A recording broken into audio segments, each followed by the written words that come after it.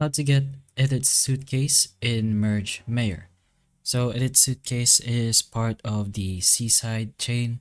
So the Seaside items consist of beach trinkets, which is from the Edith's Suitcase itself. So you unlock them after receiving the Edith's Suitcase, which is after completing the hotel section of the game.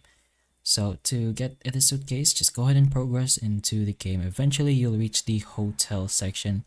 Right now, we're still at the town hall, but you should be able to progress fast as long as you're active with the game. And again, once you finish the hotel section of the game, you should be able to get a reward, and this reward should be Edith's suitcase. But that's pretty much the process of getting Edith's suitcase in game. Just go ahead and basically progress the levels of the game, finish your quests, and the main quest as well. You don't need to do the upgrades that much. But hopefully the information of this video can help you, and if it can, please like and subscribe for more videos like this, and that's all.